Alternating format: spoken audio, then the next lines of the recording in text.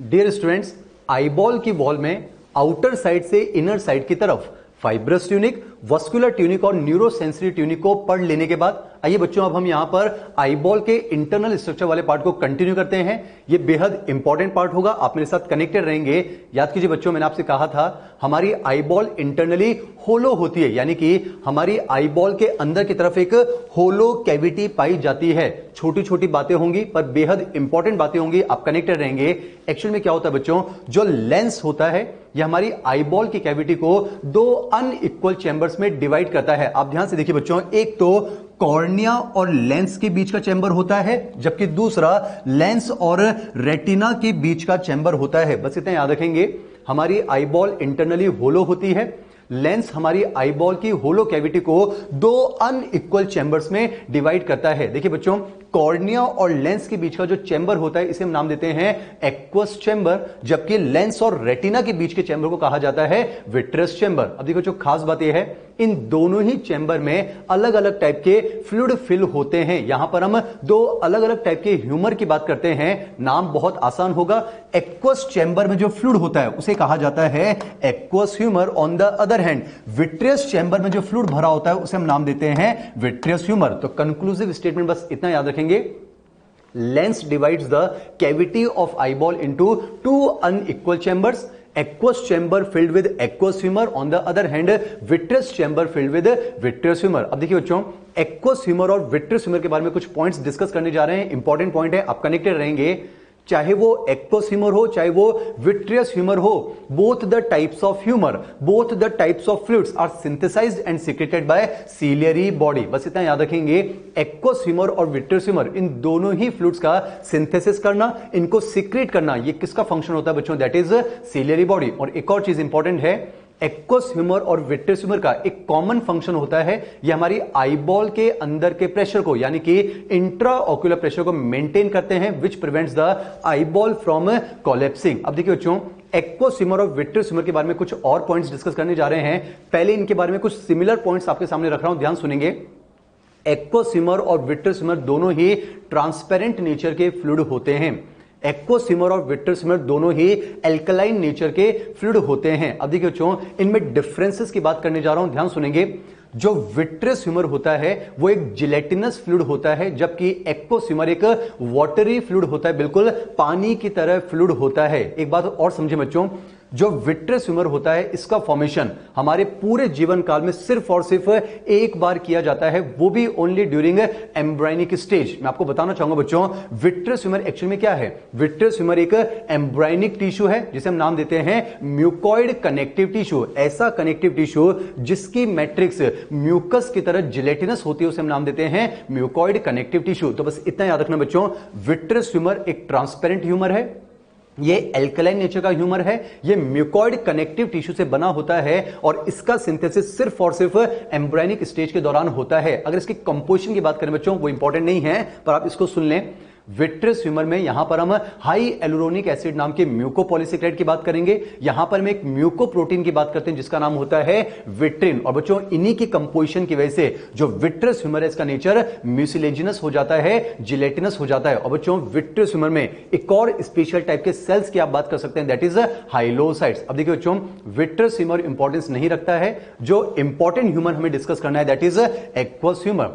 Aqueous humour भी एक transparent humour होगा, एक ट्रांसपेरेंट फ्लूइड होता है, एल्कलाइन फ्लूइड होता है, इसका फॉर्मेशन भी सीलियरी बॉडी के द्वारा किया जाता है। अब देखिए बच्चों, एक्वस चैम्बर में भरा होता है एक्वस ह्यूमर, पर यहां पर एक इंपॉर्टेंट चीज को समझें। एक्वस चैम्बर को भी जो आइरिस होता है वो फर्दर दो चैम्बर्स में डिवाइड करता है। आप डायग्राम को थोड़ा ध्यान से ऑब्जर्व कीजिए बच्चों, ध्यान से देखेंगे। एक तो कॉर्निया और आइरिस के बीच का चैम्बर होगा और एक आइरिस और लेंस के बीच का चैम्बर होता है, यानी हम कह सकते हैं कॉर्निया और लेंस के बीच के जो एक्वस चैम्बर है उस एक्वस चैम्बर को आइरिस फर्दर दो चैम्बर्स में डिवाइड करता है। जाहिर सी बात है बच्चों, कॉर्निया और आइरिस के बीच का जो एंटीरियर चैम्बर है ये आगे की तरफ है, इसलिए इसको नाम देते हैं anterior chamber. On the other hand, iris और लेंस के बीच में जो पोस्टीरियर चैम्बर है जो पीछे की तरफ है उसे नाम दिया जाता है पोस्टीरियर चैम्बर। यानी कंक्लूसिव स्टेटमेंट बस इतना सुने बच्चों, लेंस हमारी आईबॉल की कैविटी को दो अनइक्वल चैम्बर में डिवाइड करता है, aqueous chamber and vitreous chamber, जबकि आइरिस एक्वस चैम्बर को फर्दर दो चैम्बर्स में डिवाइड करता है, anterior chamber and posterior chamber. मैं आपके सामने एक स्टेटमेंट रख रहा हूं बच्चों, आप ध्यान से सुने और सोचकर बताएं ये स्टेटमेंट सही होगा या गलत होगा। अगर आपसे स्टेटमेंट ये पूछा जाए anterior chamber is filled with aqueous humour while posterior chamber is filled with vitreous humour, तो जाहिर सी बात है बच्चों ये स्टेटमेंट बिल्कुल गलत होगा, क्योंकि हम जानते हैं विट्रस चैम्बर को पोस्टीरियर चैम्बर नहीं कहा जाता है। वेरी इंपॉर्टेंट, चाहे वो एंटीरियर चैम्बर हो चाहे वो पोस्टीरियर चैम्बर हो, both are the divisions of aqueous chamber, तो इन दोनों के अंदर एक्वस ह्यूमर भरा होता है। अब एक और चीज को समझिए बच्चों, एक्वस ह्यूमर का एक और इंपॉर्टेंट फंक्शन है apart from maintaining the intraocular pressure, इसका एक और इंपॉर्टेंट फंक्शन है ये लेंस के आगे वाले सभी स्ट्रक्चर्स को न्यूट्रिशन प्रोवाइड करने में हेल्प करता है। जैसे यहां पर हम लेंस की बात करेंगे, यहां पर हम कॉर्निया की बात करेंगे। याद कीजिए बच्चों, कॉर्निया में भी हम सेल्स की बात कर सकते हैं। हमने पढ़ा था non keratinised stratified squamous epithelium, और एपिथेलियम में तो वहां पर ग्रुप ऑफ सेल्स जरूर होंगे। तो एक्वस ह्यूमर जो है वो इंट्राऑक्यूलर प्रेशर को तो मेंटेन करता ही है, पर साथ ही साथ एक्वस ह्यूमर का एक इंपॉर्टेंट फंक्शन होगा कॉर्निया और लेंस को नरिशमेंट प्रोवाइड करना in the form of energy source that is glucose, और उसको ऑक्सीडाइज करने के लिए ऑक्सीजन को यहां तक डिलीवर करना, यह भी एक्वस ह्यूमर का ही फंक्शन होता है। अब मैंने आपसे कहा था बच्चों, चाहे विट्रस ह्यूमर हो चाहे वो एक्वस ह्यूमर हो, वेरी इंपॉर्टेंट पार्ट, इन दोनों का फॉर्मेशन कौन करता है बच्चों? Ciliary body. अब देखिए बच्चों, एक्वस ह्यूमर के बारे में आपको बताने जा रहा हूं, ध्यान से देखना। एक्चुअली में क्या होता है, सीलियरी बॉडी में कहीं ना कहीं आर्टरीज आकर खुलती हैं, फिर उन आर्टरीज के डिवीजन से हम आर्टेरियोल्स की बात करते हैं, फर्दर कैपिलरीज की बात करते हैं, और उसी के फिल्ट्रेशन से यहां पर हम एक्वस ह्यूमर के फॉर्मेशन की बात करते हैं। तो एक्चुअली में क्या होता है बच्चों, सीलियरी बॉडी से ऑक्सीजन और न्यूट्रिएंट से भरपूर जो फ्रेश एक्वस ह्यूमर आता है वो कहां पर आता है बच्चों? That is posterior chamber. आप ध्यान से ऑब्जर्व कीजिए, आइरिस और लेंस के बीच में जो चैम्बर है इसको हम नाम देते हैं पोस्टीरियर चैम्बर। बच्चों इसी चैम्बर को कहा जाता है आर्टीरियल चैम्बर, क्योंकि ये वो चैम्बर है जहां पर आर्टरीज के द्वारा ऑक्सीजन और न्यूट्रिएंट से भरपूर प्योर एक्वस ह्यूमर को सिक्रेट किया जाता है। फिर क्या होता है बच्चों, ये जो हमारा बिल्कुल प्योर एक्वस ह्यूमर होगा, फिर ये यहां से होते हुए एंटायर एक्वस चैम्बर में स्प्रेड हो जाएगा। यहां से ये एक्वस ह्यूमर लेंस और कॉर्निया को नरिशमेंट प्रोवाइड करेगा। फिर क्या होगा, जो लेंस और कॉर्निया हैं ये ऑक्सीजन को यूज करने के बाद CO2 को इसी एक्वस चैम्बर में रिलीज करेंगे। ये न्यूट्रिएंट्स को यूज करने के बाद जो वेस्ट प्रोडक्ट होंगे उनको इसी एक्वस चैम्बर में रिलीज करेंगे। तो जाहिर सी बात है बच्चों, अब यहां पर जो एक्वस ह्यूमर होगा वो इम्प्योर हो चुका है। तो अब हमें उस इम्प्योर, उसमें कार्बन डाइऑक्साइड ज्यादा है, उसमें वेस्ट ज्यादा है, तो इस इम्प्योर एक्वस ह्यूमर को यहां से रिमूव करना होगा। तो एक्चुअली में क्या होता है, पोस्टीरियर चैम्बर में तो प्योर एक्वस ह्यूमर आता है, लेकिन जो इम्प्योर एक्वस ह्यूमर है वो यहां से होते हुए कहां चला जाता है? Anterior chamber. और देखिए बच्चों, एंटीरियर चैम्बर से होता हुआ वो कहां चला जाता है?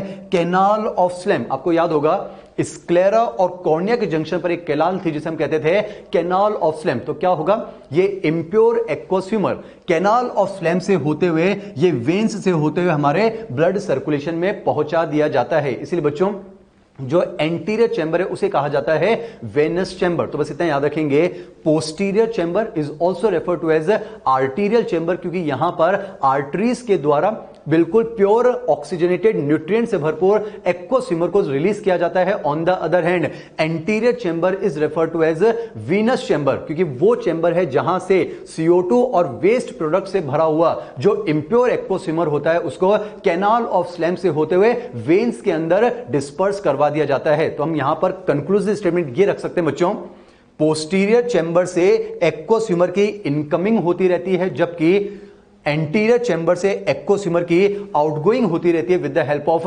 Canal of slam. तभी देखिए इंपॉर्टेंट स्टेटमेंट आता है बच्चों, अगर किसी भी कारण से अगर कैनाल ऑफ स्लेम ब्लॉक हो जाएगी तो जाहिर सी बात है एक्वस ह्यूमर की निरंतर इनकमिंग तो होती रहेगी, लेकिन एक्वस ह्यूमर की आउटगोइंग ब्लॉक हो जाएगी। तो क्या होगा, इसकी वजह से हमारे एक्वस चैम्बर में एक्वस ह्यूमर बढ़ जाया करेगा, और उसकी वजह से आईबॉल के अंदर का जो प्रेशर होगा, जो इंट्रा ऑक्यूलर प्रेशर होगा mainly inside the aqueous chamber, वो बढ़ जाएगा। उसकी वजह से कॉर्निया पर भी प्रेशर लगेगा, तो कॉर्निया के शेप में डिफॉर्मेशन हो सकता है, साथ ही साथ साथ एक्वस ह्यूमर के बढ़ने की वजह से लेंस पे प्रेशर लगेगा, लेंस पर प्रेशर लगेगा तो विट्रस ह्यूमर पर प्रेशर लगेगा, विट्रस ह्यूमर पर प्रेशर लगेगा तो रेटिना पर लगने वाला प्रेशर बढ़ने लगेगा। और जाहिर सी बात है बच्चों, रेटिना में पाए जाते हैं photo receptors, rods and cons. तो अगर रेटिना पर लगने वाला प्रेशर बढ़ जाएगा तो फोटो रिसेप्टर सेल्स डैमेज हो सकते हैं, जिसकी वजह से ब्लाइंडनेस हो सकती है, अंधापन हो सकता है। तो बच्चों कंक्लूसिव स्टेटमेंट ध्यान सुने,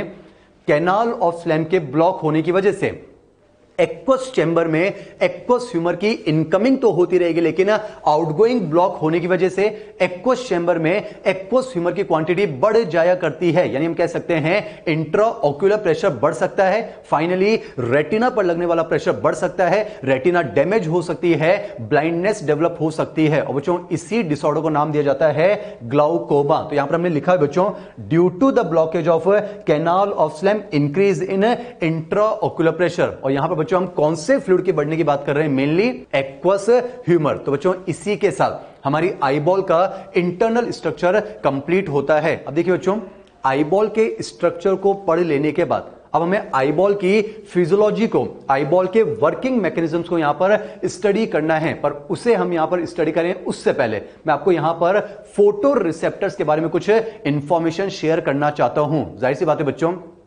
आईबॉल का स्ट्रक्चर हो चुका है fibrous tunic, vascular tunic, neurosensory tunic. हम आईबॉल के चैम्बर्स की बात कर चुके हैं, एक्वस चैम्बर, विट्रस चैम्बर। यहां पर हम कैनाल ऑफ स्लैम के ब्लॉक होने की वजह से एक आई रिलेटेड डिसऑर्डर की बात कर चुके हैं, दैट इज ग्लाउकोमा। अब देखिए बच्चों, हमें आई के वर्किंग मैकेनिज्म को स्टडी करना है। पर आप जानते हैं बच्चों, आई की वर्किंग मैकेनिज्म में कहीं ना कहीं फोटो रिसेप्टर्स यानी रॉड्स एंड कॉन्स का इन्वॉल्वमेंट होगा। तो यहां पर पहले हम डिस्कस करने जा रहे हैं some information regarding photoreceptors. बेहद इंपॉर्टेंट पार्ट होगा, आप ध्यान सुने बच्चों।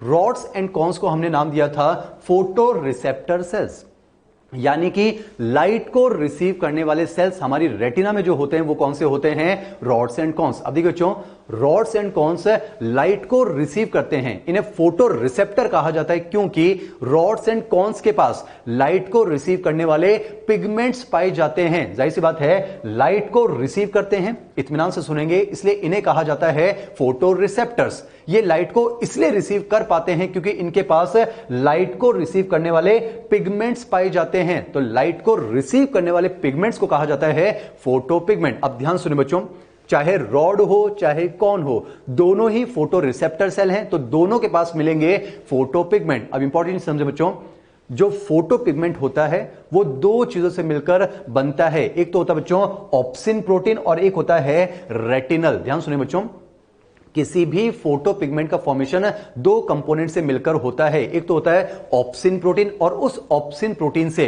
Aldehyde of vitamin A. आपके एनसीईआरटी ने क्लियर लिखा है बच्चों, retinal is the aldehyde of vitamin A. तो बस इतना याद रखेंगे, ऑप्सिन प्रोटीन और उससे जब रेटिनल अटैच होता है तो ऑप्सिन और रेटिनल के इसी कॉम्बिनेशन को नाम दिया जाता है फोटो पिगमेंट। यहां पर मैं आपको एक इंपॉर्टेंट चीज समझाऊं बच्चों, इस फोटो पिगमेंट में हमने बात करी ऑप्सिन और रेटिनल, लेकिन यहां पर लाइट को एब्जॉर्ब करने का जो काम करता है वो कौन करता है, हमेशा retinal. Most important, retinal is the light absorbing part in any photo pigment. और देखिए बच्चों, एक्चुअल में क्या होता है, ये जो रेटिनल होता है ये सिस और ट्रांस कन्फर्मेशन को भी शो करता है। एक्चुअली में क्या होगा, जब ये रेटिनल अपने सिस कन्फर्मेशन में होता है तब ये ऑप्सिन से अटैच रहा करता है, लेकिन जैसे ही लाइट आएगी, यानी लाइट की वजह से ये जो सिस रेटिनल होता है ये ट्रांस रेटिनल में कन्वर्ट होता है, और ट्रांस रेटिनल में कन्वर्ट होते ही ये ऑप्सिन से अलग हो जाया करता है, ऑप्सिन से डिसोसिएट हो जाया करता है। तभी तो हम कहते हैं light induces the dissociation of retinal from the obscene. Conclusion बस इतना याद रखें बच्चों, लाइट को रिसीव करने वाले सेल कहलाते हैं फोटो रिसेप्टर, लाइट को रिसीव करने वाले पिगमेंट कहलाते हैं फोटो पिगमेंट। फोटो पिगमेंट दो चीजों से बनेगा, ऑप्सिन प्रोटीन और से सिस फॉर्म में अटैच होता है रेटिनल। जैसे ही लाइट आती है रेटिनल लाइट को एब्जॉर्ब करता है, ये सिस कन्फर्मेशन से ट्रांस कन्फर्मेशन में चेंज होता है और ये ऑप्सिन से डिसोसिएट हो जाता है। और खास बात है बच्चों, जैसे ही रेटिनल डिसोसिएट होता है तब कहीं जाकर हमें विजन हो सकता है, यानी कि विजन के लिए फोटो पिगमेंट का डिसोसिएशन बेहद जरूरी है। यानी कि विजन के लिए रेटिनल का ऑप्सिन से डिसोसिएट होना कंपलसरी है। बस इतना याद रखेंगे बच्चों, ऑप्सिन और रेटिनल के कॉम्बिनेशन को कहा जाता है फोटोपिगमेंट। अब एक और चीज को समझे बच्चों, रॉड्स एंड कॉन्स दोनों ही क्या हैं, फोटो रिसेप्टर्स। तो दोनों के पास क्या मिलेंगे, फोटोपिगमेंट। मैं आपको रॉड्स और कॉन्स के नंबर्स पहले बता चुका हूं बच्चों, याद कीजिए। रॉड्स का नंबर ज्यादा होता है, अप्रोक्सीमेटली 1200 लैक्स के आसपास। उसके कंपेरिजन में कॉन्स का नंबर काफी कम होता है, ओनली अप्रोक्सीमेटली 65 लैक्स के आसपास। अब इंपॉर्टेंट चीज समझे बच्चों, चाहे रॉड हो चाहे कॉन हो, इत्मीनान सुने, दोनों ही क्या है, फोटो रिसेप्टर। तो दोनों के पास क्या होंगे, फोटो पिगमेंट। बस खास बात है बच्चों, रॉड्स का जो फोटो पिगमेंट होता है उसे हम कहते हैं रोडोप्सिन या फिर विजुअल पर्पल।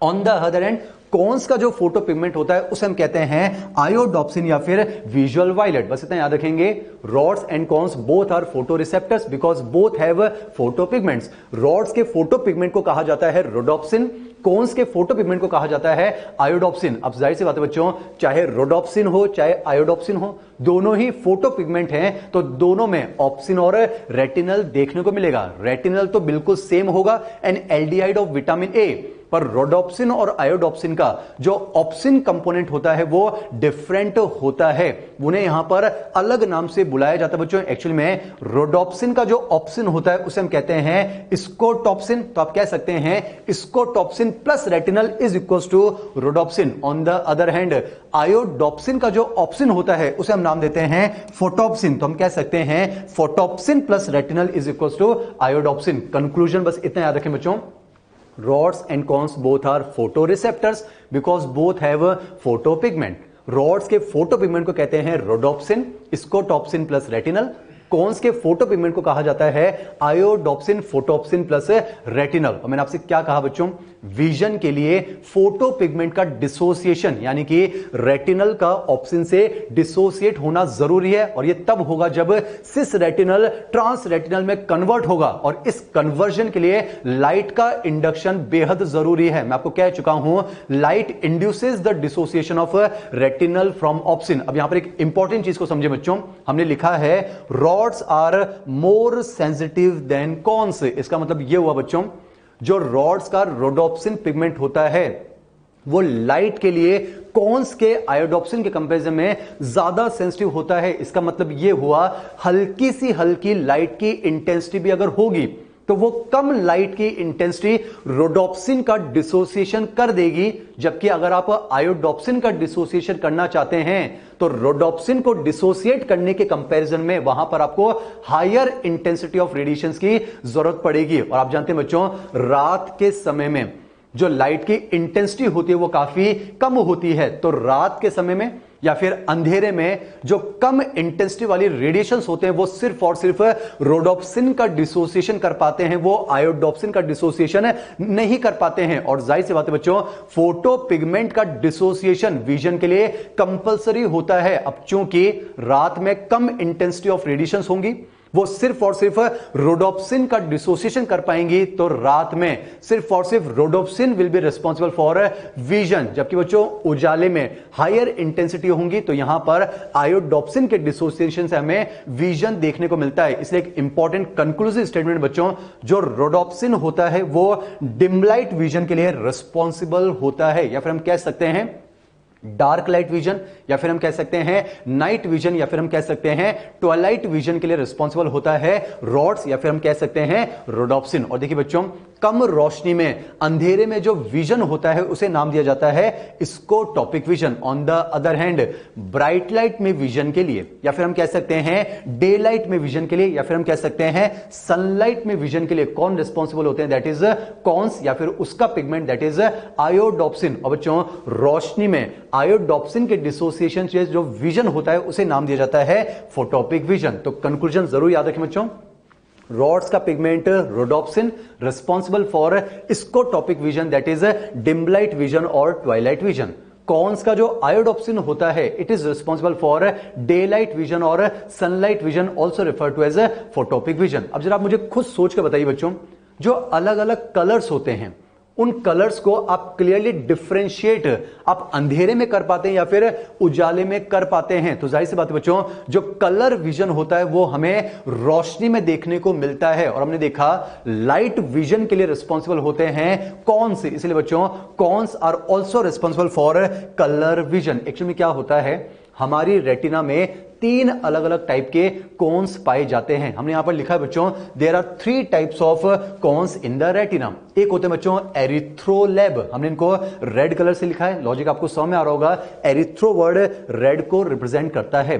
फिर हमने लिखा है क्लोरोलैब, ग्रीन कलर से प्रेजेंट किया है, आपने पढ़ा होगा क्लोरोफिल पिगमेंट, कहीं ना कहीं ये ग्रीन कलर को डिनोट करता है। और बच्चों है साइनोलैब, इसको हमने ब्लू कलर से लिखा है, साइनो वर्ड कहीं ना कहीं ब्लू कंपोनेंट को एक्सप्रेस करता है। तो बस इतना याद रखेंगे बच्चों, कलर विजन होता है सनलाइट में, डे लाइट में, ब्राइट लाइट में, और उसके लिए रिस्पॉन्सिबल होते हैं कॉन्स। तो कलर विजन के लिए रिस्पॉन्सिबल होते हैं कॉन्स या फिर आयोडोप्सिन। और एक्चुअली में कॉन्स हमारी रेटिना में 3 अलग अलग टाइप के होते हैं।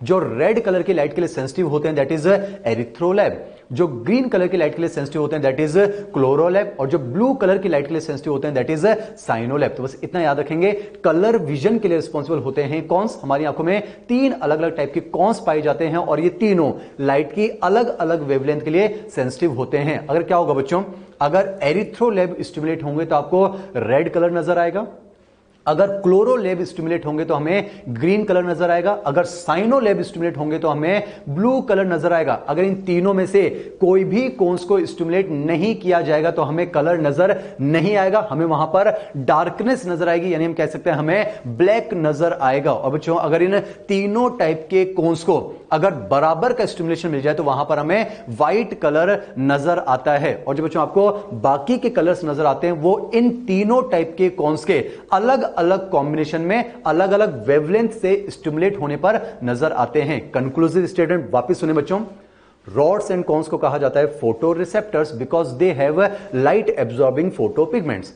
रॉड्स का फोटो पिगमेंट रोडोप्सिन, कॉन्स का फोटो पिगमेंट है iodopsin. Rhodopsin dim light vision, twilight vision, scotopic vision के लिए रिस्पॉन्सिबल है, जबकि iodopsin day light vision, bright light vision, sunlight vision, photopic vision और कलर विजन के लिए रिस्पॉन्सिबल होता है। चलिए बच्चों, इसी के बाद अब एक सबसे इंपॉर्टेंट पार्ट आपके सामने डिस्कस करने जा रहा हूं, that is mechanism of vision. Most important, यहां पर हमने हेडिंग लिखा बच्चों, that is mechanism of vision. 3-4 minute का टॉपिक होगा पर बेहद इंपॉर्टेंट टॉपिक होगा, आप मेरे साथ कनेक्टेड रहेंगे बच्चों। ध्यान सुने, पहली बात तो किसी भी चीज को आप किस तरह से देख पाते हैं उसका बहुत सिंपल सा लॉजिक बच्चों। एक्चुअली में क्या होता है, जिस किसी भी ऑब्जेक्ट को आप देख पा रहे हैं, एक्चुअली में क्या होगा, विजिबल वेवलेंथ की लाइट, आपने सुना भी होगा बच्चों फोटोसिंथेटिकली एक्टिव रेडिएशन, हम वहां पर डिटेल में नहीं जा रहे हैं, बस इतना याद रखेंगे, विजिबल वेवलेंथ की जो लाइट होती है वो उस पर्टिकुलर ऑब्जेक्ट पर स्ट्राइक होती है, वहां से रिफ्लेक्ट होती है और फिर हमारे आईबॉल के अंदर एंटर होती है। तो बस इतना याद रखेंगे बच्चों, हमें सिर्फ और सिर्फ विजिबल वेवलेंथ की लाइट रेज की वजह से विजन हो सकता है। और एक और चीज को समझिए बच्चों, एक्चुअली में अगर आप विजन चाहते हैं, मुझे आप सोचकर बताएंगे, एनसीईआरटी का एक एक स्टेटमेंट आपके सामने रखूंगा, मुझे आप सोचकर बताएं, लाइट रेज जब हमारी आंखों के अंदर एंटर होंगी तो वो कॉर्निया की तरफ से एंटर होंगी या फिर स्क्लेरा की तरफ से एंटर होंगी। तो जाहिर सी बात है बच्चों, लाइट रेज हमारी आंखों में कॉर्निया और लेंस से होते हुए फाइनली रेटिना पर पहुंचेंगी। जाहिर सी बात है, अगर आप विजन चाहते हैं तो हम क्लियर विजन चाहते हैं, और क्लियर विजन के लिए जरूरी है कि विजिबल वेवलेंथ की लाइट रेज किसी पर्टिकुलर ऑब्जेक्ट से रिफ्लेक्ट होकर कॉर्निया और लेंस से होते हुए उसको रेटिना पर फोकस किया जाए। और रेटिना भी बच्चों किस पॉइंट पर, that is macula लूटिया yellow spot, और येलो स्पॉट के सेंटर में भी जो पिट वाला पोर्शन होता है जिसे हम नाम देते हैं फोविया सेंट्रलिस, क्योंकि याद कीजिए फोविया सेंट्रलिस पर जो विजुअल एक्टिविटी होती है, जो रिजोल्यूशन होता है वो मैक्सिमम होता है। यानी कि किसी भी चीज को अगर आप क्लियरली देखना चाहते हैं तो विजिबल वेवलेंथ की लाइट उस पर्टिकुलर ऑब्जेक्ट से रिफ्लेक्ट होकर कॉर्निया और लेंस से होते हुए आपकी रेटिना पर फोकस होनी चाहिए। उस लाइट रे को आपको फोविया सेंट्रलिस पर फोकस करना होगा। और बच्चों इस फोकसिंग में कहीं ना कहीं कॉर्निया, एक्कोसिमर और लेंस इंपॉर्टेंट रोल प्ले करते हैं। एक्चुअली में क्या होता है, जब भी लाइट रेज आई बॉल में एंटर होंगी, ये तो कंफर्म है कॉर्निया की तरफ से एंटर होंगी, तो क्या होता है, लाइट रेज सबसे पहले कॉर्निया से टकराएंगी, उसके बाद वो पहुंचती हैं एक्वासिमर से, फिर वो लेंस से टकराती हैं। एक्चुअली में क्या होता है बच्चों, ये तीनों कंपोनेंट्स लाइट रेस की बेंडिंग करते हैं, यानी ये तीनों कंपोनेंट लाइट रेस का रिफ्रैक्शन करते हैं ताकि लाइट रेस को प्रॉपरली हमारी रेटिना पर फोकस किया जा सके, रेटिना पर भी फोविया सेंट्रलिस पर फोकस किया जा सके। यानी बच्चों क्लियर विजन चाहिए तो फोविया पर फोकस करना होगा। फोविया पर फोकस करने के लिए कॉर्निया, एक्वोसिमर और लेंस लाइट की प्रॉपर बेंडिंग करते हैं, उसका रिफ्रैक्शन करते हैं, तभी आपको क्लियर विजन हो सकता है। एक्चुअली बच्चों इस रिफ्रैक्शन में, इस बेंडिंग में जो मैक्सिमम रोल प्ले करता है वो कौन होता है, दैट इज कॉर्निया। इसीलिए आपके एम्स 2016 में एक बेहद सिंपल क्वेश्चन पूछा गया था कि अगर हमारी रेटिना के फोटो रिसेप्टर्स डैमेज ना भी हुए हों, क्योंकि हम जानते हैं बच्चों अगर फोटो रिसेप्टर्स डैमेज हो जाएंगे तब तो ब्लाइंडनेस हो जाएगी, यानी नजर नहीं आएगा। सवाल यह पूछा गया था कि अगर हमारी रेटिना के फोटो रिसेप्टर्स डैमेज ना हो तो आईबॉल का वो कौन सा पार्ट होगा जिसके डैमेज होने से विजन सबसे ज्यादा अफेक्ट हो सकता है। करेक्ट आंसर था कॉर्निया, क्योंकि अगर कॉर्निया डैमेज हो जाएगा, अगर कॉर्निया का शेप प्रॉपर नहीं होगा तो maximum bending of light, maximum refraction of light perform नहीं किया जा सकेगा। आप लाइट रेस को प्रॉपरली फोविया पर फोकस नहीं कर पाएंगे तो विजन हमारा क्लियर नहीं हो पाएगा। तो बस इतना याद रखेंगे, विजिबल वेवलेंथ की लाइट रेस किसी भी ऑब्जेक्ट से रिफ्लेक्ट होकर कॉर्निया से होते हुए, एक्वोसिमर से होते हुए, लेंस से होते हुए प्रॉपर्ली कहां पर फोकस की जाती है, रेटिना, और रेटिना पर भी कहां पर फोकस की जाती है, दैट इज फोविया सेंट्रलिस। तो एनसीईआरटी के स्टेप में ध्यान सुने बच्चों, हेडिंग है मैकेनिज्म ऑफ विजन, एक एक वर्ड बताऊंगा, कनेक्टेड रहेंगे। Light rays in the visible wavelength focused on the retina through the cornea and lens, यानी कि कॉर्निया और लेंस से होते हुए विजिबल वेवलेंथ के लाइट रेस को रेटिना पर फोकस किया जाता है। और हम ये भी जानते हैं बच्चों रेटिना पर इन्वर्टेड इमेज बनती है, क्योंकि हमने देखा ये सभी जो स्ट्रक्चर्स होंगे लाइट रेस की बेंडिंग करते हैं, रिफ्रैक्शन करते हैं, इसीलिए रेटिना पर इन्वर्टेड इमेज का फॉर्मेशन होता है। अब देखो बच्चों क्या होगा, ये तो कंफर्म हो गया कि लाइट रेज कॉर्निया से एंटर होंगी, फिर वो लेंस से होते हुए उन्हें रेटिना पर फोकस किया जाएगा। एक काम करते हैं बच्चों, इसको हम यहां पर समझते हैं, ध्यान से देखिए, हमने सेम डायग्राम बनाया है, ये तो कंफर्म है, विजिबल वेवलेंथ की लाइट रेज कॉर्निया से एंटर होंगी, फिर यहां से एक्वोसिमर, फिर लेंस, और फाइनली उनको हमारे फोविया पर फोकस किया जाएगा, यानी रेटिना पर। अब देखिए बच्चों, लाइट रेस, हमने रेटिना को जूम कर रखा है, तो ये तो कंफर्म है लाइट रेस कुछ इस तरह से रेटिना पर एंटर होंगी, यानी रेटिना पर लाइट रेस जब फोकस होंगी तो वो कहां से कहां जाएंगी, that is from inner side to the outer side. तो जाहिर सी बात है लाइट रेस की मुलाकात रेटिना पर सबसे पहले किससे होगी, दैट इज गैंग्लियोनिक लेयर। उसके बाद लाइट रेज आगे चलेंगी, कहां पर पहुंचेंगी, बाइपोलर लेयर। उसके बाद आगे चलेंगी, कहां पहुंचेंगी, that is photoreceptor layer. Confirm चीज समझे बच्चों, लाइट रेज रेटिना पर फॉल होती है from inner side to outer side, तो उसकी मुलाकात सबसे पहले होगी गैंग्लियोनिक लेयर से, पर ये लाइट को रिसीव नहीं करेगी, ये फोटो रिसेप्टर नहीं है क्योंकि इनके पास फोटो पिगमेंट नहीं है। फिर लाइट आगे चलेगी, वो पहुंचेगी बाइपोलर लेयर पर, ये भी लाइट को रिसीव नहीं करेंगे क्योंकि ये फोटो रिसेप्टर नहीं है, क्योंकि इनके पास फोटो पिगमेंट नहीं है। तो लाइट फिर आगे चलेगी और फाइनली पहुंचेगी रॉड्स एंड कॉन्स के पास। तो जाहिर सी बात है रॉड्स एंड कॉन्स लाइट को रिसीव करेंगे क्योंकि ये फोटो रिसेप्टर हैं, क्योंकि इनके पास फोटो पिगमेंट पाया जाता है। अब इसमें क्या होगा बच्चों,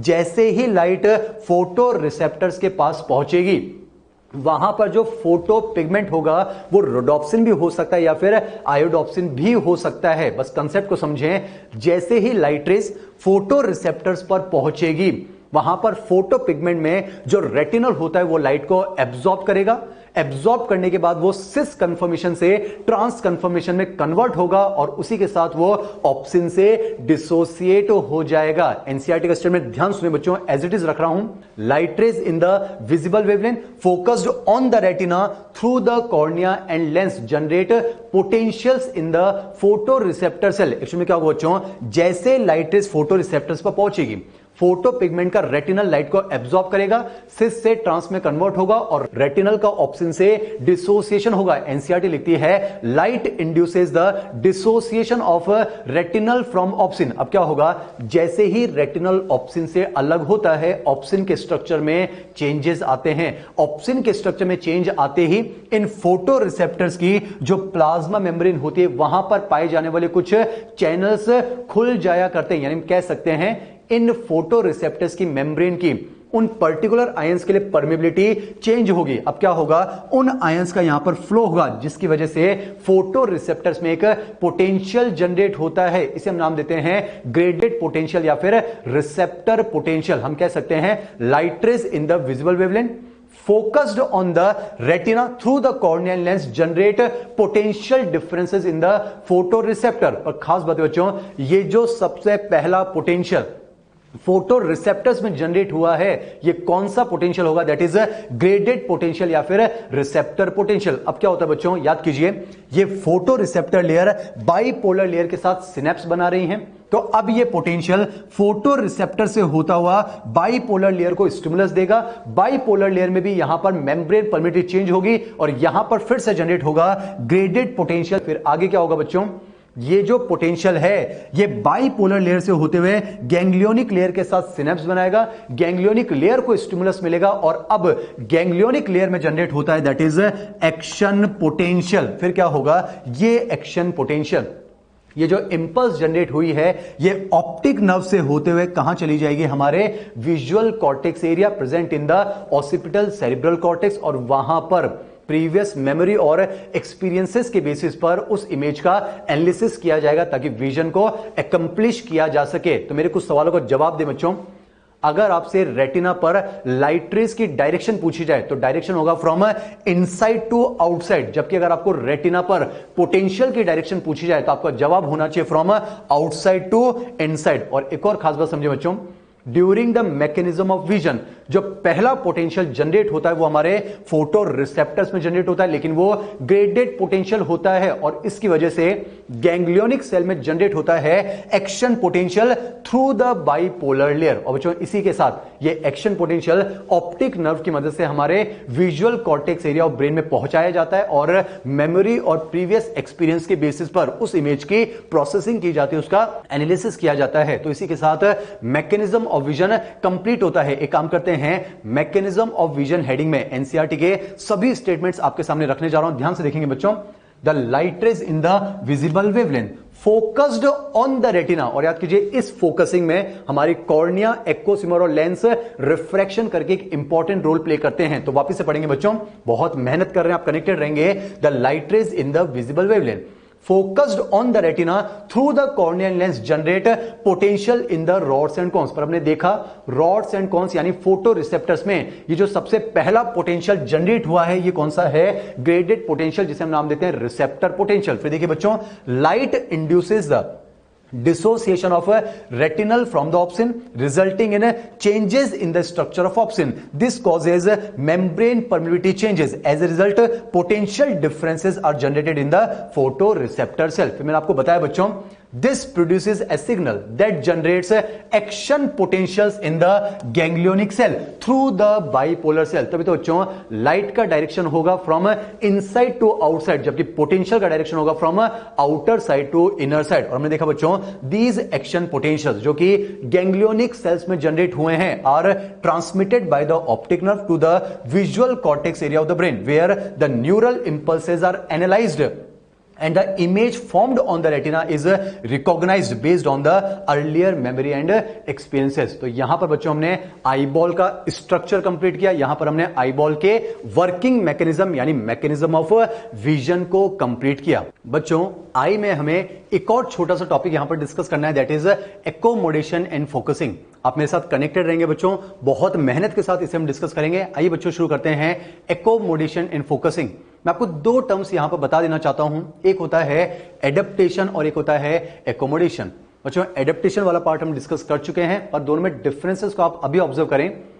रोशनी कम ज्यादा होने की वजह से प्यूपिल का छोटा बड़ा होना वो कहलाता है adaptation. On the other hand दूर की चीज या फिर पास की चीज को देखने के लिए लेंस का छोटा बड़ा होना वो कहलाता है एकोमोडेशन। आप ये भी जानते हैं बच्चों, प्यूपिल का छोटा बड़ा होना इसे कंट्रोल करता है आइरिस की मसल, जबकि लेंस का छोटा बड़ा होना इसे कंट्रोल करती है सीलियरी बॉडी की मसल। और हम ये भी जानते हैं आइरिस की मसल और सीलियरी बॉडी की muscles exceptionally ectodermal in origin होती हैं। एक और चीज समझे बच्चों, बर्ड्स और मैमल्स की आईज में एकोमोडेशन की प्रॉपर्टी देखी जाती है। जाहिर सी बात है, जब हम एकोमोडेशन करेंगे तभी आप लाइट रेस की प्रॉपर फोकसिंग कर पाएंगे ऑन द फोविया सेंट्रलिस, ताकि विजन हमारा क्लियर हो सके, हमें रेजोल्यूशन बिल्कुल मैक्सिमम मिल सके। तो एक इंपॉर्टेंट पार्ट समझने जा रहे हैं एकोमोडेशन। एक बार फिर से बता रहा हूं बच्चों, दूर की चीज या फिर पास की चीज को देखने के लिए लेंस का छोटा बड़ा होना वो कहलाता है एकोमोडेशन। अब चीजों को समझें बच्चों,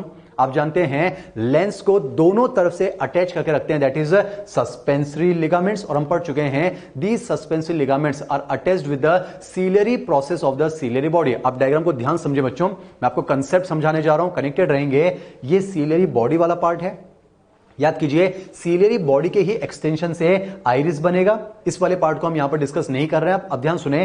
सीलियरी बॉडी से कुछ प्रोसेस अराइज होते हैं, हम नाम देते हैं सीलियरी प्रोसेस। सीलियरी प्रोसेस से अराइज होते हैं सस्पेंसरी लिगामेंट्स, और सस्पेंसरी लिगामेंट से अटैच होता है हमारा बाइकॉन्वेक्स एक्टोडर्मल ट्रांसपेरेंट लेंस। अब चीजों को समझे बच्चों, एक्चुअली में क्या होगा, सीलियरी मसल में कॉन्ट्रैक्शन और रिलैक्सेशन से सस्पेंसरी लिगामेंट्स की टेंशन को रेगुलेट किया जाता है, और सस्पेंसरी लिगामेंट्स की जो टेंशन होती है वो हमारे लेंस की कॉन्वेक्सिटी, लेंस के शेप को रेगुलेट करता है। आप यहां पर कंसेप्ट को समझे बच्चों, टॉपिक आपके लिए बेहद आसान हो जाएगा। ध्यान सुनेंगे, एक्चुअली में क्या होता है, जब सीलियरी बॉडी की मसल्स में कॉन्ट्रैक्शन होता है, ध्यान सुनेंगे, जब सीलियरी बॉडी की मसल्स में कॉन्ट्रैक्शन होता है तो उसकी वजह से जो सीलियरी बॉडी होता है वो आगे की तरफ मूव होता है, या फिर हम कह सकते हैं the contraction in the muscles of ciliary body results in the forward bending of the ciliary body. और जाहिर सी बात है, जब सीलियरी बॉडी आगे की तरफ मूव होगा या फिर नीचे की तरफ मूव होगा तो जाहिर सी बात है उनसे जो अटैच्ड सस्पेंसरी लिगामेंट्स है वो लूज हो जाएंगे। आप कंसेप्ट को समझे बच्चों, सीलियरी बॉडी की मसल्स में जब कॉन्ट्रैक्शन होता है तो सीलियरी बॉडी आगे की तरफ या नीचे की तरफ बेंड होगी तो सस्पेंसरी लिगामेंट्स लूज हो जाएंगे, या फिर हम कह सकते हैं सस्पेंसरी लिगामेंट्स की टेंशन कम हो जाएगी। और जब दोनों तरफ से सस्पेंसरी लिगामेंट्स लूज हो जाएंगे तो हमारा लेंस थोड़ा सा मोटा हो जाएगा, साइज में छोटा हो जाएगा, थोड़ा थिक हो जाया करता है। ऑन द अदर हैंड, जैसे ही सीलियरी मसल्स में रिलैक्सेशन होता है, जो सीलियरी बॉडी होती है वो अपनी पोजीशन को रिगेन करता है, या फिर हम कह सकते हैं सीलियरी बॉडी वापस ऊपर की तरफ या पीछे की तरफ स्ट्रेच होती है। और जब सीलियरी बॉडी ऊपर की तरफ स्ट्रेच होगी तो उससे अटैच्ड सस्पेंसरी लिगामेंट्स भी स्ट्रेच होंगे, यानी हम कह सकते हैं सस्पेंसरी लिगामेंट्स की टेंशन बढ़ जाया करती है। और जाहिर सी बात है बच्चों, जब दोनों तरफ से सस्पेंसरी लिगामेंट्स में तनाव बढ़ेगा तो लेंस हमारा खिंचने लगेगा, यानी हम कह सकते हैं लेंथ जो है वो लंबा हो जाएगा और फ्लैट हो जाया करता है। तो बस कंसेप्ट यहां पर जरूर याद रखेंगे बच्चों, सीलियरी मसल्स में कॉन्ट्रैक्शन होगा तो सस्पेंसरी लिगामेंट लूज होंगे, लेंस थिक हो जाएगा। जब सीलियरी मसल में रिलैक्सेशन होगा तो सस्पेंसरी लिगामेंट टाइट होंगे, जिसकी वजह से लेंस फ्लैट हो जाया करता है। बस इतना याद रखेंगे, हमारे लेंस का थिक होना या फिर उसका फ्लैट होना इसको रेगुलेट करता है सस्पेंसरी लिगामेंट्स की टेंशन, और सस्पेंसरी लिगामेंट्स की टेंशन को रेगुलेट करती है the contraction and relaxation of ciliary muscle. अब देखिए बच्चों, एक और चीज मैं आपके साथ शेयर करने जा रहा हूं, आप ध्यान सुनेंगे। जाहिर सी बात है, हमारी आंखों में हम बाइकॉन्वेक्स लेंस की बात करते हैं। आप जानते हैं बच्चों, जो कॉन्केव लेंस होता है वो तो लाइट रेस को डाइवर्ज करता है, जबकि कॉन्वेक्स लेंस लाइट रेस को कन्वर्ज करता है। पर एक और चीज समझाना चाहता हूं बच्चों, मैं नहीं चाहता कि आप इस टॉपिक को रटें, मैं चाहूंगा आप इस टॉपिक में कंसेप्ट को समझें, आप कनेक्टेड रहेंगे बच्चों। ये तो कंफर्म है, हमारी आंखों में बाइकॉन्वेक्स लेंस है, और बाइकॉन्वेक्स लेंस की प्रॉपर्टी होती है वो आने वाली लाइट रेज यानी इंसिडेंट लाइट रेज को कन्वर्ज करता है। पर बाइकॉन्वेक्स लेंस की जो कन्वर्ज करने की पावर होती है वो कहीं ना कहीं उसके रेडियस ऑफ कर्वेचर पर डिपेंड करती है। आपने पढ़ा होगा बच्चों, the converging power of a biconvex lens is inversely proportional to the radius of curvature, यानी कि radius of curvature जितना ज्यादा होगा उसके कन्वर्ज करने की, बेंड करने की जो पावर होगी वो उतनी ही कम होगी। इसी कंसेप्ट को मैं आपको यहां पर समझा रहा हूं। इसके लिए बच्चों यहां पर हमने दो टाइप के बाइकॉन्वेक्स लेंस को आपके सामने ड्रॉ किया है, ध्यान से देखिए।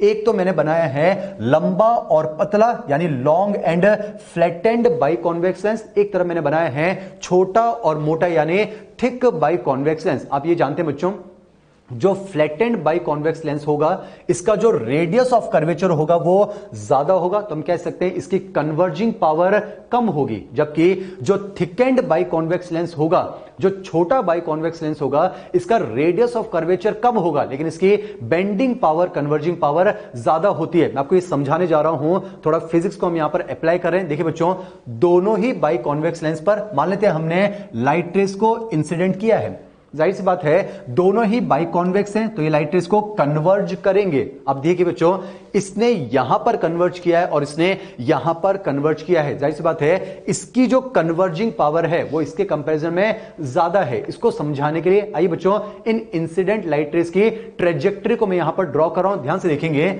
ये जो इंसिडेंट लाइट रे है ये कुछ इस तरह से जा रही थी, तो यहां पर इस बाई कॉन्वेक्स ने इसको इतना बेंड किया है, मान लेते हैं बच्चों अल्फा डिग्री बेंड किया है। हम यहां पर बायोलॉजी ही पढ़ रहे हैं बच्चों, आप कनेक्टेड रहेंगे।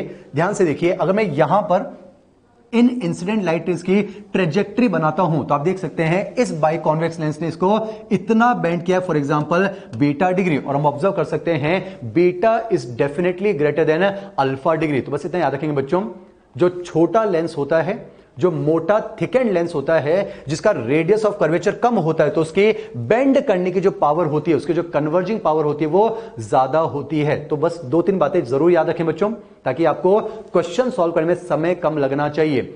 सीलियरी मसल कॉन्ट्रैक्ट होंगी तो सस्पेंस लिगामेंट लूज होंगे, लेंस थिक हो जाया करता है। सीलियरी मसल रिलैक्स होती हैं तो सस्पेंस लिगामेंट टाइट होते हैं तो लेंस फ्लैट हो जाया करता है। छोटा लेंस ज्यादा बेंड करता है जबकि बड़ा लेंस कम बेंड करता है। अब देखिए बच्चों, यहां पर हम नियर ऑब्जेक्ट और फार ऑब्जेक्ट को भी डिस्कस कर रहे हैं। ध्यान से देखेंगे, आप लॉजिक समझें, यहां पर मैंने रेटिना को रिप्रेजेंट किया है, रेटिना में भी ये जो हमने पॉइंट मेंशन किया है ये रिप्रेजेंट करता है फोविया सेंटिलिस को। देखिए बच्चों, यहां पर हमने 2 केसेस लिए, मैं समझाने की कोशिश कर रहा हूं बच्चों, ध्यान से देखेंगे। एक तो मैंने यहां पर डिस्टेंट ऑब्जेक्ट को मेंशन किया है, ऑन द अदर हैंड यहां पर हमने एक नियर ऑब्जेक्ट को मेंशन किया है। आप फिजिक्स में पढ़ते हैं बच्चों, डिस्टेंट ऑब्जेक्ट से जो लाइट रेज होती हैं वो पैरेलली इंसिडेंट होती हैं, जबकि जो नियर ऑब्जेक्ट होता है उससे डाइवर्जिंग लाइट रेज इंसिडेंट होती हैं। अब कंसेप्ट ये है, चाहे दूर वाला ऑब्जेक्ट हो या फिर वो पास वाला ऑब्जेक्ट हो, अगर आप इन दोनों ही ऑब्जेक्ट्स को क्लियरली देखना चाहते हैं तो इन दोनों ही ऑब्जेक्ट्स की जो इंसिडेंट लाइट रेज हैं उनकी प्रॉपर फोकसिंग होनी चाहिए, यानी उन दोनों ही लाइट रेज को आपको फोविया सेंटिलिस पर कन्वर्ज करना होगा। आप मुझे सोच कर बताएं बच्चों, आपको दूर वाले ऑब्जेक्ट में से और पास वाले ऑब्जेक्ट में से किसकी लाइट रेज को ज्यादा बेंड करना पड़ेगा? तो आपका आंसर होना चाहिए पास वाले ऑब्जेक्ट की लाइट रेज को ज्यादा बेंड करना पड़ेगा। यहां पर मैं आपको फिर से ट्रेजेक्टरी की हेल्प से समझा रहा हूं, ध्यान से देखिए बच्चों।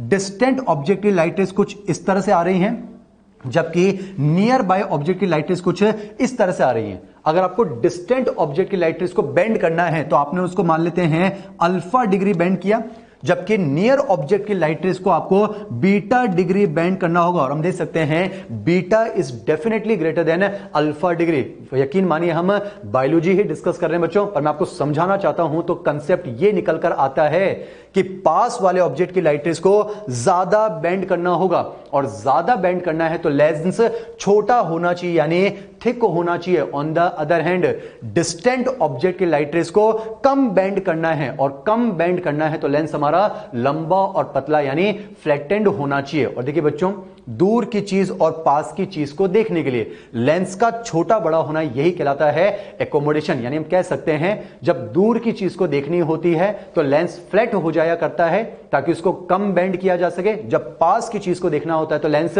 थिक हो जाया करता है, छोटा हो जाया करता है ताकि लाइट रेज को ज्यादा बेंड किया जा सके। अब देखिए बच्चों, आपके मॉड्यूल के दोनों फिगर्स को यहां पर जल्दी से अब हम समझ लेते हैं। पहले हम पढ़ने जा रहे हैं accommodation for visualising the distant object. देखिए बच्चों, डिस्टेंट ऑब्जेक्ट हैं, जो लाइट रेज है वो पैरेलल आ रही हैं, हमने लिखा है parallel light rays reaches the eye. एक चीज तो कंफर्म है, चाहे डिस्टेंट ऑब्जेक्ट की लाइट रेज हो या फिर वो नियर ऑब्जेक्ट की लाइट रेज हो, प्रॉपर फोकसिंग के लिए उनका बेंडिंग होना, उनका रिफ्रैक्शन होना बहुत जरूरी है। और मैं आपको बता चुका हूं उस रिफ्रैक्शन में मैक्सिमम रोल कौन प्ले करता है बच्चों, दैट इज कॉर्निया। तो यहां पर हमने लिखा भी है cornea reflects the light rays. अब एक चीज हम पढ़ चुके हैं बच्चों, देखिए डिस्टेंट ऑब्जेक्ट से जो लाइट रेज आ रही हैं, आपको उनको ज्यादा बेंड करना है या फिर कम बेंड करना है, तो जाहिर सी बात है उन्हें हमें कम बेंड करना है। कम बेंड करना है तो लेंस लंबा और पतला होना चाहिए, यानी हमारा लेंस फ्लैटेंड होना चाहिए। मैं चाहता हूं आप रटे नहीं, आप समझें।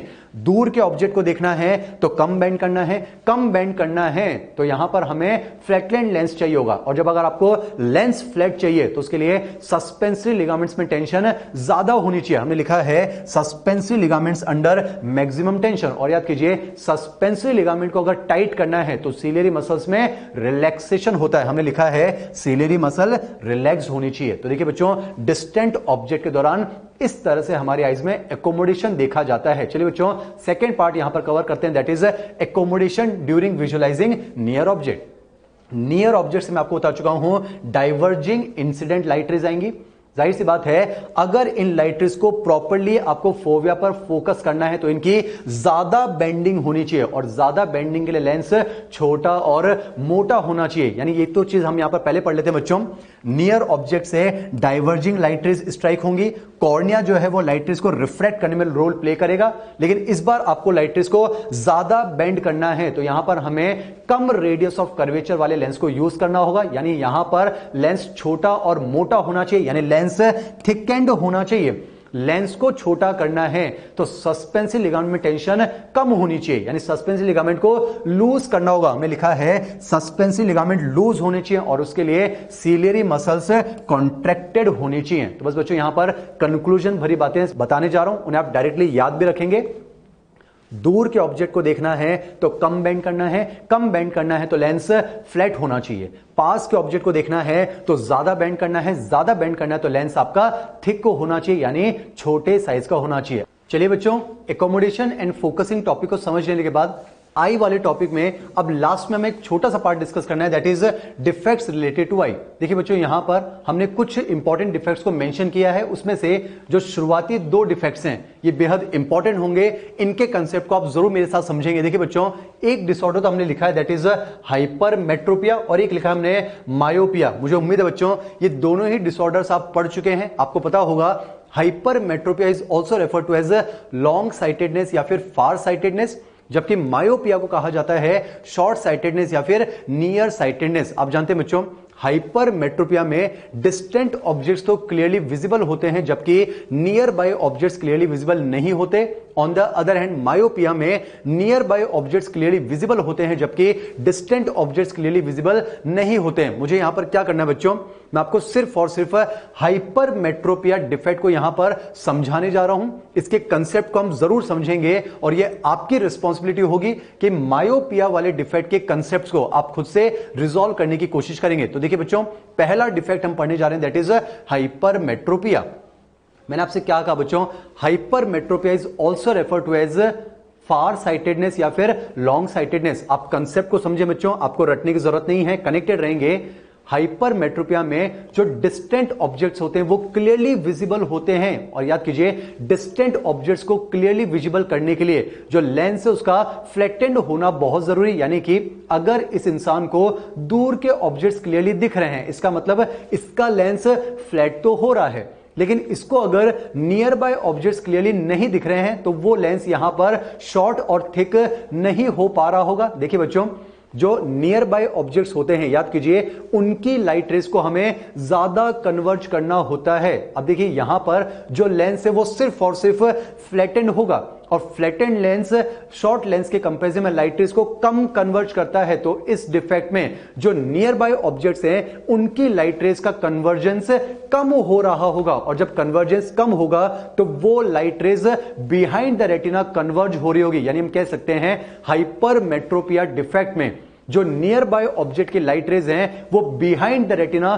कन्वर्ज होती है, यानी कि नियर बाय ऑब्जेक्ट्स में जो इमेज का फॉर्मेशन होता है वो बिहाइंड द रेटिना देखा जाता है। अब जाहिर सी बात है बच्चों, अगर इस बीमारी को आप क्योर करना चाहते हैं, अगर आप चाहते हैं कि हाइपरमेट्रोपिया का जो पेशेंट है वो नियर बाय ऑब्जेक्ट्स को क्लियरली देख सके, तो याद कीजिए नियर बाय ऑब्जेक्ट्स की लाइट रेज को ज्यादा बेंड करना पड़ता है, ज्यादा कन्वर्ज करना पड़ता है। और हम पढ़ चुके हैं बच्चों, कॉन्केव लेंस तो डाइवर्ज करता है जबकि कॉन्वेक्स लेंस लाइट रेज को कन्वर्ज करता है। इसीलिए हम कह सकते हैं हाइपरमेट्रोपिया डिफेक्ट को क्योर करने के लिए उस इंसान को अपने स्पेक्टिकल्स में कॉन्वेक्स लेंसेज को यूज करना चाहिए। तो बस इतना याद रखेंगे, हाइपरमेट्रोपिया में डिस्टेंट ऑब्जेक्ट्स क्लियरली विजिबल हैं तो लेंस फ्लैटेंड हो रहा है। यहां पर near by objects clearly visible नहीं है तो उनको क्लियरली विजिबल बनाने के लिए यहां पर कॉन्वेक्स लेंस को यूज किया जा सकता है। चलिए बच्चों, मायोपिया के कंसेप्ट को आप खुद से रिजॉल्व करके देखेंगे, ये आपकी रिस्पॉन्सिबिलिटी है, पर यहां जो लिखा हुआ मैं आपको बता देता हूं।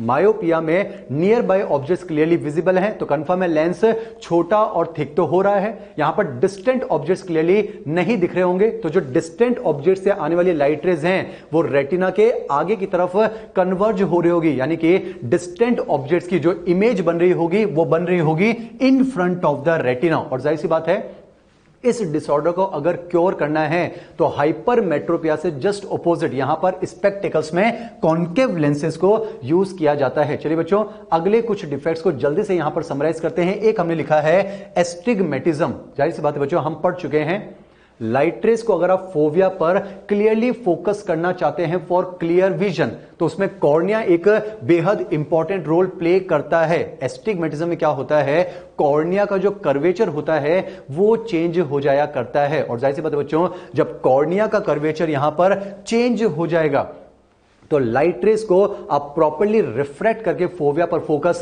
नहीं कर पाएंगे तो यहां पर विजन अफेक्ट हो सकता है। हाइपरमेट्रोपिया में हम कॉन्वेक्स लेंस को यूज करते हैं, मायोपिया में हम कॉन्केव लेंस को यूज करते हैं, जबकि एस्टिग्मेटिज्म को क्योर करने के लिए स्पेक्टिकल्स में सिलिंड्रिकल लेंसेज को यूज किया जाता है। चलिए बच्चों, अगला डिफेक्ट हमने लिखा है नाइट ब्लाइंडनेस। आप जानते हैं यहां पर हम विटामिन ए की डेफिशिएंसी देखते हैं। अगला हमने लिखा है ज़ेरोप्थेल्मिया। आपने डाइजेशन एंड एब्जॉर्प्शन चैप्टर में विटामिन के टेबल में जरूर पढ़ा होगा, ज़ेरोप्थेल्मिया डिफेक्ट में भी विटामिन ए की डेफिशिएंसी देखी जाती है, पर साथ ही साथ यहां पर कॉर्निया और कंजक्टिवा का केरेटिनाइजेशन हो जाया करता है। और लास्ट डिफेक्ट जो हमने मेंशन किया दैट इज स्ट्रैबिस्मस। ये वाला पार्ट हम पहले डिस्कस कर चुके हैं, याद कीजिए बच्चों, स्क्विंट आइज हो जाया करती है। अगर आईबॉल का आई ऑर्बिट के अंदर प्रॉपर मूवमेंट नहीं होगा तो उसे हम नाम देते हैं स्ट्रैबिस्मस या फिर स्क्विंटाइज। चलिए बच्चों, इसी के साथ एक बेहद इंपॉर्टेंट सेंसरी ऑर्गन हमने यहां पर फिनिश किया, दैट इज ह्यूमन आई।